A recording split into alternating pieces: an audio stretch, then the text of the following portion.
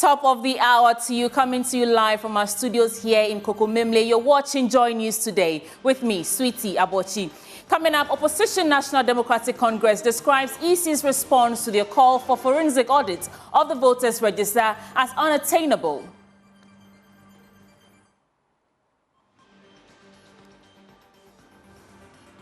President Akufo-Addo forms 5-member ad hoc committee to engage stakeholders on how to end illegal mining. More in this bulletin. We also have on Note to Galamsey, will tell you the story of mining behind basic school at Manso Amenfi. And then JoyNews Hotline documentary explores why many families are spending a fortune on sachet water and bottled water, even though water flows through their taps. We have these details plus business, sports and showbiz all in this 60 minutes package. You want to stay with us? You can also watch us on DSTV channel 421 and GoTV channel 125. This is Joy News Today. Let's get into the details.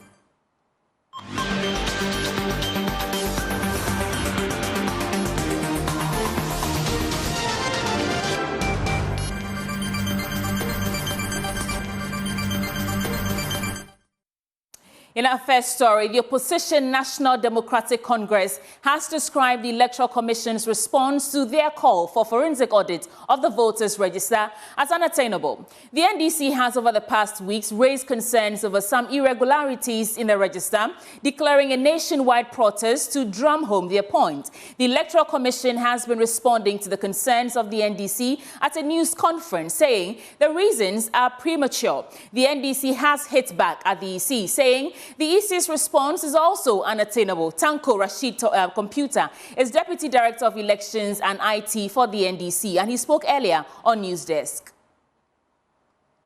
We met them on Friday. We were on the round table with them. We did a demonstration of the grievances that we have. All the commissioners were there, plus their ICT consultant. They look at it. They look at the enormity of the problems that we demonstrated to them.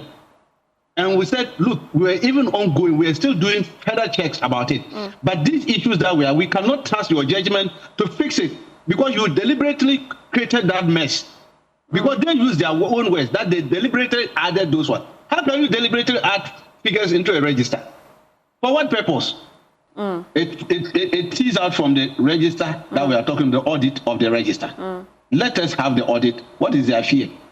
What do they have to hide? If they have nothing to hide, they should allow the audit. Let the audit come. When the audit comes, we all our heads up. Everybody will be on level playing ground. We don't know that we have a clean register. We have a clean register. We exhibit it. Again, how many days will it take us to exhibit it? Even a 1-week exhibition is enough. And then everybody will go and check and be sure that we have our register very neat, clean, and for purpose, and can be used for a purpose. These are the things that makes election free and fair. Like my other discounter was talking of. If a country is to be destabilized, it's through registration of voters and then voting. Political scientist at the Kwame Nkrumah University of Science and Technology, Dr. Kwesi Amachi-Boateng, is asking both parties to find a middle ground. He also spoke on News Desk. Was it the EC that found out the discrepancies in the voters' register and then informed Ghanaians? Or they thought that everything was okay until the NDC came out with it? Why is it that the EC is saying, NDC, furnish us with what you've got before we are able to proceed to ensure that we have a clean voters' register? Don't they have the capacity themselves? That is what the NDC, that is what is making them call for a forensic audit. The mere fact that the EC is acknowledging that, look, on our own, we are not able to unearth all errors in the voters' register. The call for the NDC to provide additional information is an admission that they by themselves are not able to address the challenge before them. In a situation that we find ourselves in as Ghanaians, and given the fact that the EC does not own the elections, and then the potential catastrophic outcome of elections that one of the biggest parties feel that the EC is partially or somehow, or they suspect the EC as being the camp of their political opponents. We simply find ourselves in such a terrible situation. So why not bring in an outsider whose influence, whose role will simply offset all these misunderstandings and challenges? Why? Who should be the beneficiary of the outcome of credible elections? Ghanaians, not the EC. So I think it's not too much for any party to call, one, for a forensic audit, and two, for an independent body to come in to help us Ghanaians address this challenge. And in the Western region, Isaac Yaw-Boamah-Nyarko has filed to contest the Efia seat on the tickets of the governing New Patriotic Party. Mr. Boamah is confident of victory as he gears up for the task ahead. More in Indatalia Kwansa's report. Speaking to Joy News shortly after the filing process, Isaac Boamah-Nyarko praised the Electoral Commission for the smooth and efficient procedure. The parliamentary hopeful emphasized that his campaign would focus on his track record and his ongoing efforts for the people of Efia.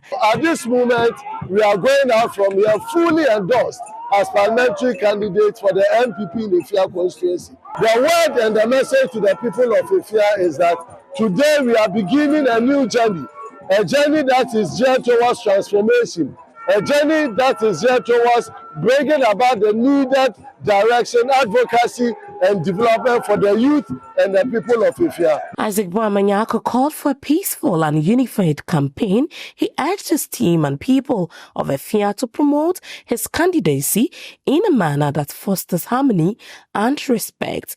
So I call on everybody to be peaceful. I call on everybody to come together and support us this particular cause. And inshallah, the 70% mark that we have earmarked for this election, we are going to make it and make Efia the biggest constituency in the whole of the Western region. For Joy News, in Indatalia Kwansa, Western region. Indatalia Kwansa joins us via Zoom with more details. Who else has filed for the contest? So, Sweetie, I can say that within the 17 constituencies in the Western region, the major political party, that is NPP and NDC, their candidates have all filed for the contest as of today. For other parties like PNC, the independent candidates and others, we do not have details of them by the EC, but I'm sure by the close of the day, we should get details if they have also filed. Kwansa, thank you so much for the report and that detail. Now, it is the final day for presidential and parliamentary candidates to file to contest the December polls. So far, 14 presidential candidates have filed here in Accra. Let's go to James Aveji. He joins us via Zoom for details. James, what more can you report? As we speak, the number has risen to 17 candidates. 3 persons have filed this morning. Earlier to file was one Prophet Desmond Abrefa, who is from the Cry Jesus Personal Ministry. He has filed as an independent candidate. Just before I come to join you now, the PNC's Bernard Mona is also filing his candidature with the EC. He was expected to file yesterday, but haven't been able to do that. And so he's filing this morning, bringing the number to some 17 candidates, with us expecting some more. We can listen to Prophet Desmond Abrefa, who has some interesting views on the key things he will be tackling when voted into office. Next steps is for us to see that we come on the ballot paper. That's the most important. And from there, we carry on our mission to campaign. Okay, want to know more about you. Who are you, respectfully? I'm Desmond Abrefa. Yeah, I'm a prophet. Yeah, I'm a prophet. That's a little. Okay, this time has come for the clergy, the church leadership, to directly participate in the political process. Yes. When you see concerning governance, we need people that we can trust. I hope you are getting me. So it's good, but sometimes we have the narrative out there like politics is evil and all kinds of things, and it's driving we, the pastors, from the scene. But we need to be at the front line. Thank you very much. All right, sir. So one of the key issues this week has been Galamsey. When voted into power, what are some of the things you do to ensure that some of these illegal miners are warded off? First of all, Galamsey issue is very, very serious, as you can see. All our water bodies have been destroyed. So what I'm going to do is that as a commander-in-chief, while the military are there and we can't even fight Galamsey, so we need to use the military and deal with those issues. And then for that, we need to also create jobs for the youth because of the jobless and all kinds of things. That's why they are doing the Galamsey job. How will you form your government? It's a collective government. We need to bring people from all kinds of angles to help us to govern the nation.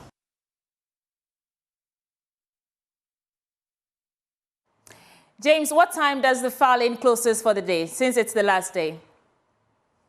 Filing closes here at the EC headquarters at exactly 5 p.m.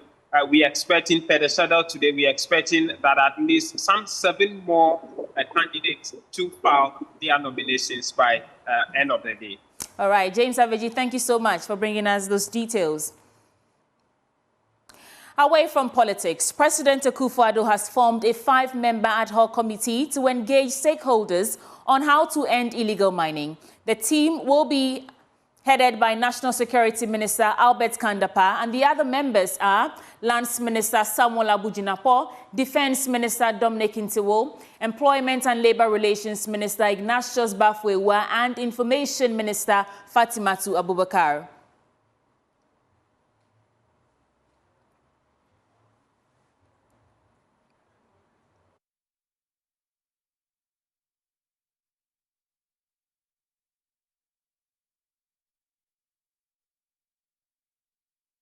Let's stay on Galamsey, because in our latest episode today on Galamsey Diaries, we take you to Manso Amenfi, the capital of Wasa Amenfi Central District of the Western Region, where Galamsey is being done behind the town's junior high school. Owner of the illegal mining activity tells Joy News he has the blessing of local authorities to use proceeds to desilt a nearby wetland. But our checks reveal more haphazard mining in the area, where a political leader recently asked artisanal gold miners to attack any military task force that enters their concession. Love FM's Erastus Asari Donko has been touring Galamsey-prone areas in the Wasa Amenfi area and now reports. In a video that went viral on social media, the new Patriotic Party's parliamentary aspirant for Amenfi East constituency in the Western Region, Ernest Frimpong, is seen at a forum with individuals believed to be illegal miners, allegedly advising them to resist military officers who attempt to forcefully remove them.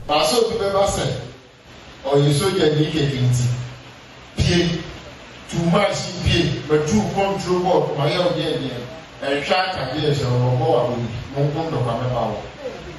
oh yes,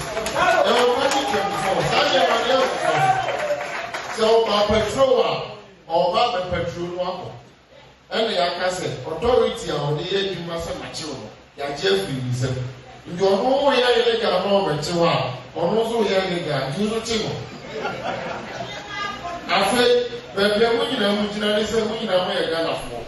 Our quest to find out the state of Galamsey in the area led us to the town of Manso Amenfi. The road leading to the town is lined by illegal mining sites, ravaging wetlands in the town. Even more disturbing is this illegal mining activity happening in the vicinity of the Manso Amenfi DA Junior High School. Excavators are busily digging behind the school, almost eating into the school's football park. This is a Galamsey site, and you can see active mining going on currently. Where I'm standing is the school park of the Manso Amenfi District Assembly Basic School. Behind me are the school buildings.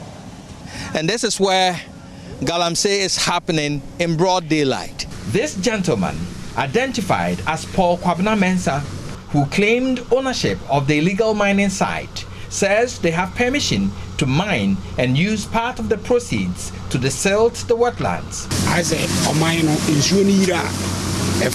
We experienced flooding because the base of the stream is too narrow, so they gave it to us as a contract to desilt and expand its flow path. We are using the opportunity to look for gold because the work is cost intensive and we need to watch for gold to defray the cost.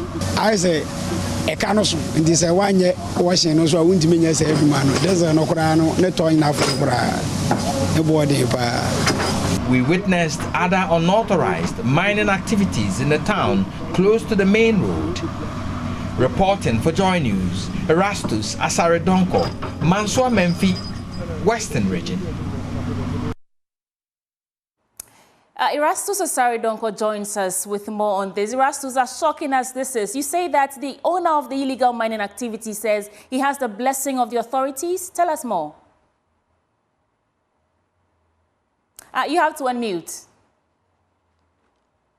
That is what he's saying, that he mentioned the name of a former DCE for the area who did not agree to what he is doing and did not allow him. So it looks like the current one has agreed, and he says it has been given to him as a contract by the assembly. And so the chiefs of the area and the local authority people are aware of the job he's doing over there. And to be able to do that, the contractors, those who give him the contract, did not give him money to do the job, but asked him to do the Galamsey, dig and wash, so that he will use the proceeds to do it. But what is shocking is looking at where the school is and digging very close, just behind the school buildings, to the extent that it's eating into the school park. That is the kind of mining that is going on in the Manso Amenfi area. Erastus, what about the residents? Are we able to gauge their response or reaction to this illegal mining activity that, like you say, is eating into the school compound? Well, many of the people we spoke with will not want to come on camera, but are remaining indifferent towards what is happening. Some of them expressed worry, but said that they cannot complain. In the area, if you talk about it, you'll be targeted and attacked. And so they have decided to remain aloof and watch it whilst the illegality goes on. And you can see it in many wetlands within the town, close to the main road and elsewhere within the town. Mining goes on with impunity, as you are seeing it in the footage. Any other areas that this is happening in the, Manso Amenfi, Wasa Amenfi area, district? A number of areas that we are still touring, and in due course, we'll be filling in our audience with the information. Erastus Asaredonko, thank you so much for bringing us up to speed on this. Away from that, maize vendors in the Ashanti region are struggling to access the grain from farming communities as they compete with foreign nationals on the local market. Despite government's ban on the export of maize and other essential cereals, the traders claim farmers are selling off the commodity to vendors from neighboring Burkina Faso and Mali who offer better prices for the grain. Emmanuel Bright-Kweku reports of a 50% price hike on the already scarce commodity, which is adversely impacting the kinky business in the region. Gifty Asante Prempe, a maize vendor at the Alaba market, beckons potential customers to purchase a few kilos of maize in stock. While she clamors for her goods to be sold, she is worried about how to restock. She has in the past few days struggled to access maize to restock. Maize isn't available as of now. Even those that are on the market now are really expensive.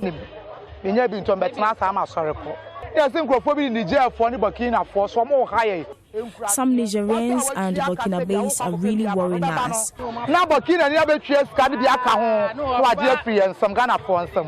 This is in spite of a recent ban imposed by the Agricultural Ministry on the exports of essential grains like maize, influenced by the dry spell that has ravaged farms in 8 regions of the country. The situation has compelled vendors in the north, including foreign nationals, to move down south in search of the grain on local farms. The scarcity of the grain is pushing prices upward. A sack of maize is selling at a minimum 1,000 cedis. Even with that, we aren't getting some to buy. Rukaya Youssef has been in the Fanti Kenke making business for more than 2 decades. We aren't getting some of the maize to buy.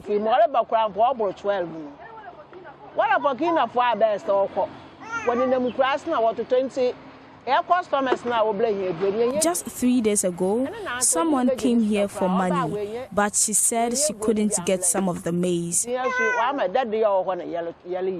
With a few bags of maize they've had in the past week, the women make balls of both Ga and Fanti Kenke out of them. While Ga Kenke has seen an increase in cost, Fanti Kenke producers are contemplating increasing the price. Next week, it's in the Abon 5. What they brought that down a blower was the black and yellow. Into so cockard no banawa tomorrow, J. Abon 5. I can wear 7 CD, wear 5 CD, and the first in Kaway 5, wear 4. And say, I'm done a blown in Sama be done. With the prevailing challenges befalling the sector, there are admonitions for an introduction of a competitive price purchasing regime to deal with the unrelenting habit of farmers exporting the cereals. For Joy News, my name is Emmanuel Bright Kweku. Emmanuel is with us to explore this further. Emmanuel, so a ball of kenke is selling for as high as 7 cedis. Tell us more. All right. So, in fact, sweetie, a ball of gakinke actually is selling at 7 cedis. It moved from all the way from 5 cedis, and it's now at 7 cedis. The one that was selling at 4 cedis is now 5 cedis. But with the Fanti Kenke now in Kumasi, they are selling at 3 cedis. But the women say with the situation at hand, they will be compelled to increase it to somewhere around 5 cedis. And that's hopefully next week or in the coming days if they don't get some of these maize as rightly reported.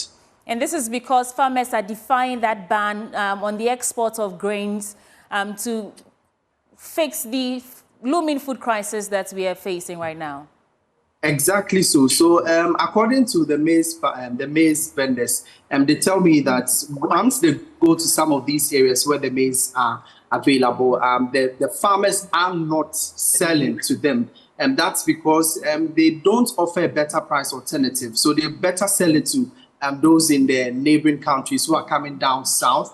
I was even particular about why they were moving all the way from the north down south. And they tell me because of the dry spell up there. So when you come down south, there's a bit of maize, but they are not selling to them because they don't offer them a better price alternative. And so they are hoping that the government can actually intervene as it promised, that it will buy some of these maize and then keep it in the silos or these warehouses and then later sell it to the market women so that they can buy it at a competitive price. And so this is what they are hoping. If not, they will be compelled to increase the cost of kenke. Emmanuel, do we know the price difference or percentage difference between how much the local maize buyers would buy it for and how much they sell it for these those who come from Burkina Faso and Mali? Do you know what the price difference? Okay, so when I interacted with one of the market women, she told me particularly that sometimes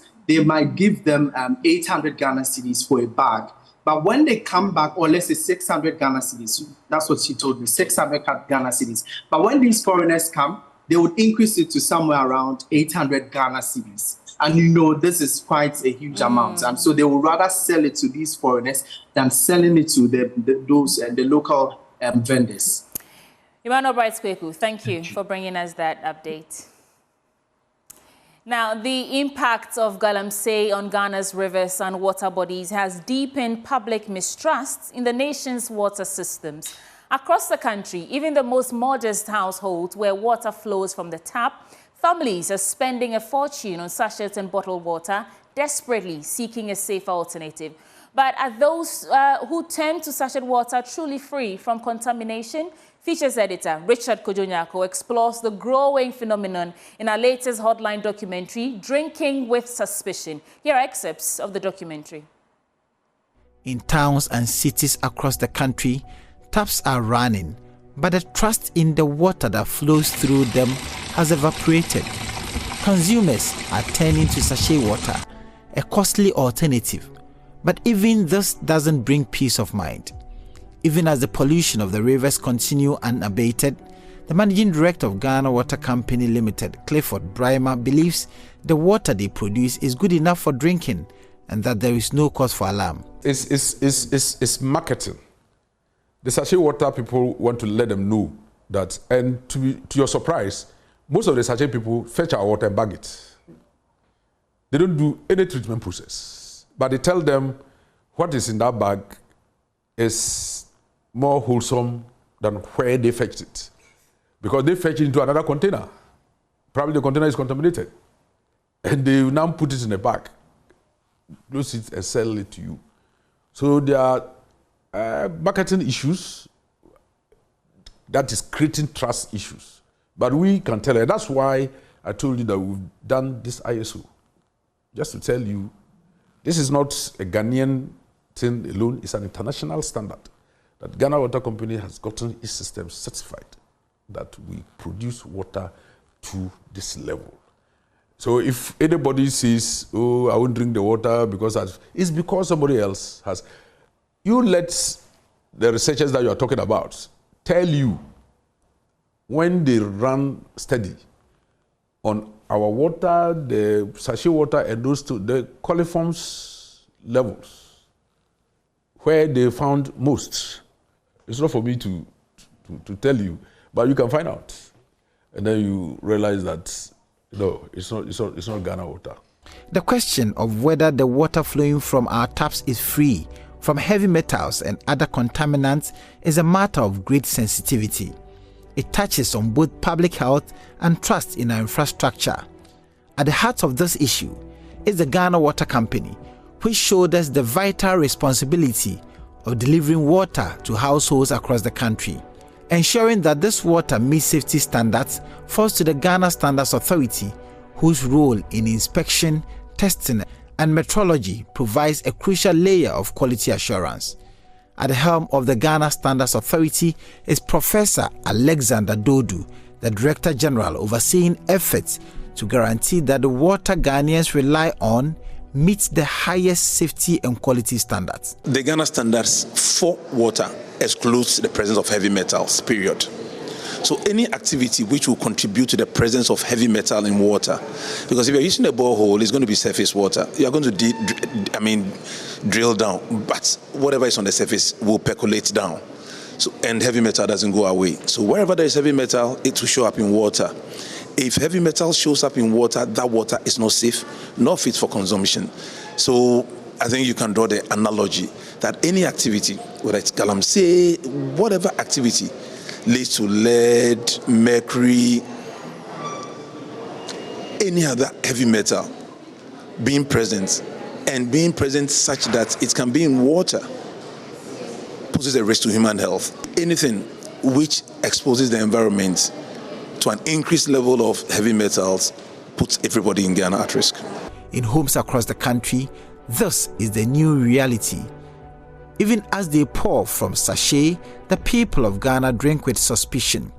The unseen consequences of Galamsey have infiltrated every aspect of life, eroding trust and safety in something as basic as water. We use this same pipe water to bath ourselves. And as a lady, you use this water to wash your under. It's giving us effects. To be frank, it's giving us effects. Sometimes when I fetch the water and I'm going to use it to bath, and then use that same water to wash my underpart, it's very scary.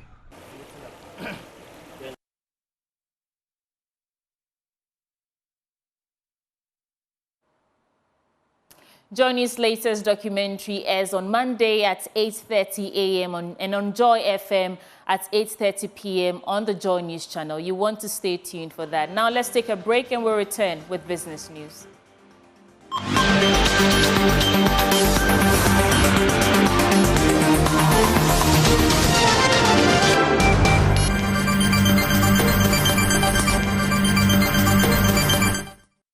Welcome back to Business on JoyNews Today. My name is Winston Taki, and now to our first business story. Government has indicated that Ghana will soon export refined bitumen in larger quantities to countries within the sub-region and beyond the end of the year. Speaking at the commissioning of the Africa Bitumen plant in Tema by GOIL and SMB of Côte d'Ivoire, President Akufo-Addo reiterated government's commitment to improving key sectors of the economy for growth. The plant is expected to produce the required volumes and other bituminous products sufficient to the needs of Ghana's road construction sector, while reducing drastically the importation of bituminous products into the country. Again, the plant will ensure a reliable and steady supply of bitumen for the expansion of Ghana's road network. I believe that through sustained cooperation, we can create opportunities that drive industrialization, create jobs, and improve the lives of our people. I also want to acknowledge the leadership of GOIL PLC for their strong commitment to advancing Ghana's petroleum and energy sector. GOIL has consistently demonstrated its position as a leading force in our energy landscape, and this latest endeavor reinforces its standing as a critical player in our industrial future. As we commission this plan today, it is crucial that we look to the future and consider its broader implications. This bitumen plant will not only meet the needs of Ghana's road construction sector, it will also create significant opportunities for export, particularly within the ECOWAS community. The economic and social benefits of this facility will ripple across our economy, contributing to increased foreign exchange earnings, job creation, and enhanced technological expertise. The importance of ensuring that this facility runs efficiently and effectively cannot be overemphasized. Group Chief Executive Officer and Managing Director of GOIL Ghana, Kwame Prempeh, said the bitumen plant is expected to position GOIL as a leader in the supply of the bitumen in Ghana. The other important goal was to bring the needed competition and ultimately lower the cost of bitumen supplied to the road sector. The need for a modern bitumen storage facility therefore became inevitable to be able to compete effectively. The technical staff of GOIL and SMB had several meetings with the view of ensuring that the dream became a reality. An MOU was therefore signed in 2013 to serve as a guide for the parties, culminating the decision to establish a bitumen depot in Tema, capable of delivering high-quality bitumen specified by the Ghana Highway Authority with the state-of-art modern processing polymer-modified bitumen and emulsion plant. The plant will produce polymer-modified bitumen grade and other special requirements of the industry, including fuel-resistant grades for road intersections, airport taxiways, and aprons, as well as truck parking areas.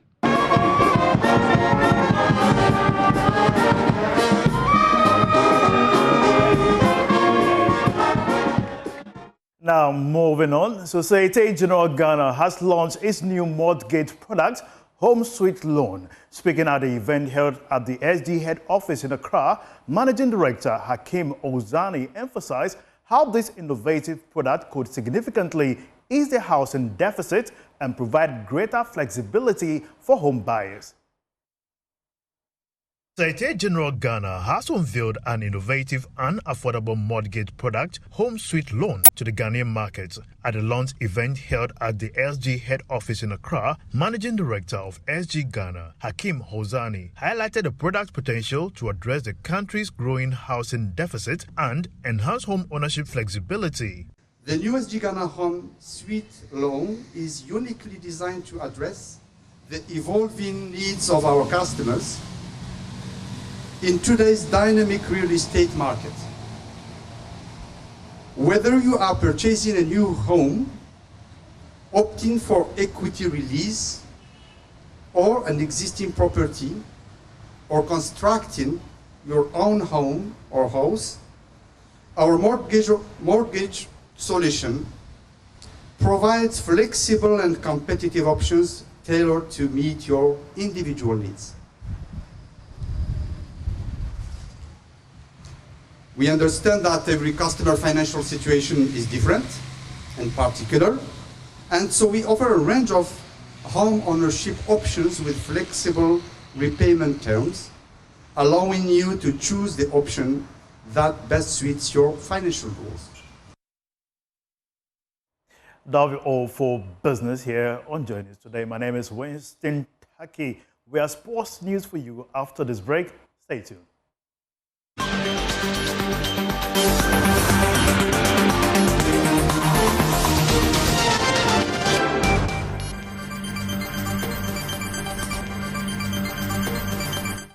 I'm not to bring you sports here on JoyNews Today with me, Muftau Nabila Abdullah, the General Manager for Sales and Marketing at the Multimedia Group, Max Fuga, has revealed why the company is bringing back Joy Sports Invitational, following the decision of Joy Sports to reintroduce the event, which has been on a hiatus for about 4 years.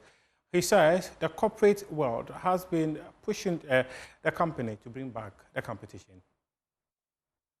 Yes, we are excited that the Joy Sports Invitational is back, and I must say that yes, it took a break due to circumstances beyond our control. But again, a lot of the participants, those who have participated in it before, our clients were all calling us and asking us when is it coming back. So there was a lot of pressure from the participants, from our clients, and so we have decided to bring it back. And I'm excited to announce that it is coming back on 26th of October at the University of Ghana Stadium. And this year's edition is unique because it's going to be bigger, it's going to be better. One of the new things we introduced this year is that, one, we've expanded the number of participating teams.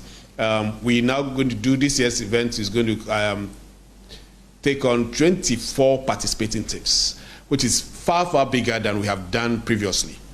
Again, there's going to be a lot of women participation because we've created room for them. And so there will be a lot of events that are women-only events.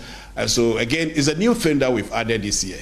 The third thing I can talk about is the competition among CEOs. We want our CEOs there. And so we want to see Kosuchum there, we want to see Kanasa there, leading the Joy team. And so we want the CEOs to participate. And we've created a lot of events for them. There's going to be CEOs penalty shootout. Okay, so we don't want the CEOs just to be there supporting, but they should be active participants of the event. So these are some of the things that we've introduced into this year's competition, and we believe and we can assure everybody that it's going to be bigger and better and exciting. The other good thing is that we have a bigger venue now.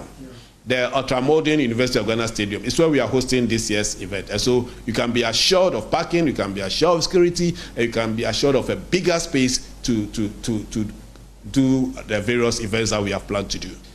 That is if it's not already late for you. The event has generated so much excitement since we started contacting our clients. That generated so much excitement. As I speak to you now, about 10 organizations have already registered. And so we only have about 14 slots available. So if you are interested in participating, just call the front desk of Joy FM, and then you will have people on standby to attend to you. But it is generating a lot of excitement. And if you don't call early, don't register early, you'll have to wait for next year's edition. Later today, Insua Truman will come up against Constantine in at the CAF Confederation Cup, and also Samatex. They will be playing their game against Raja Casablanca on Sunday. There's more in this report. Emmanuel Mama on the move for Samatex. Aidoo Abubakar looking for Godwin Seifert. The champions of tender heat on the FA Cup champions. Here is Richmond Darko.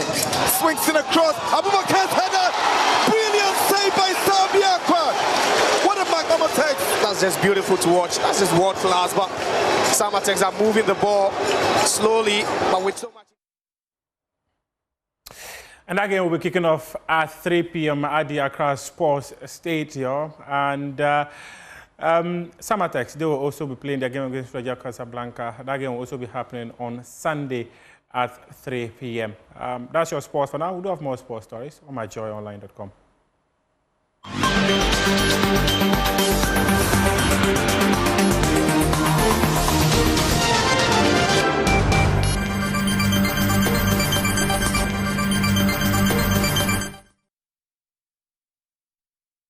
Let's do some showbiz now. In 2012, high-life musician Kwabena produced a campaign song for the NPP and rallied his full support behind the party. He contributed significantly to the NPP's victory in 2016. However, Kwabena's manager, Nana Poku Ashes, has disclosed that some close friends of the singer took money on his behalf, although the musician claimed that he was never paid. There is more in this report by Joy Prime's Joanne Nyame.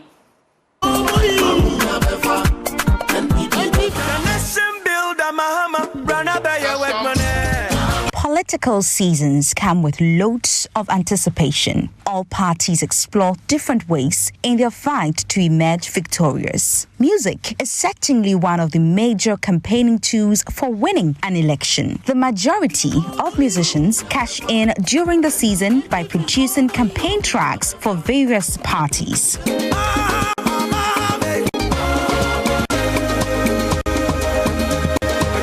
However, one needs to be cautious while engaging in such activities. Kwabena, as he's affectionately called, composed a campaign song for the NPP in 2012 that became popular and contributed to the party's victory in 2016.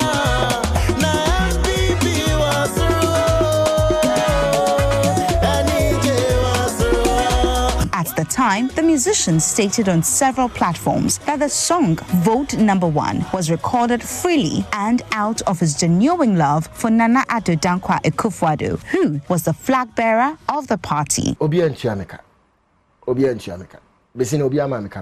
Little did he know that money had been paid to some of his friends who charged the party on the singer's behalf. His manager, Nana Poku Ashes, revealed that the artist never received the money paid. Some people charged on his head. In the party? Yes. Some of his friends that led him to go and meet them charged on his head. So he, Kwabena, the party knows that they've given him something through somebody. Where the money did. He never got the money. Kwabena never gave up and continued to support the NPP. But after the party won power, they neglected the musician. The talent manager is therefore urging all musicians who have composed or are yet to compose songs for political parties to charge accordingly and distance themselves from political rhetoric. Joanne Nyame's report for Joy Prime. And it's a wrap for Joy News Today. Today is a Friday, so I hope your week is off to a great end. Whatever you do, ensure to spend some time to de-stress. My name is Sweetie Aboshibat. For more news, log on to myjoyonline.com, where you read the latest, like stories on President Akufo-Addo setting up a 5-member ministerial ad hoc committee to assess the Galamsey fight. Many thanks for your time. It's bye for now.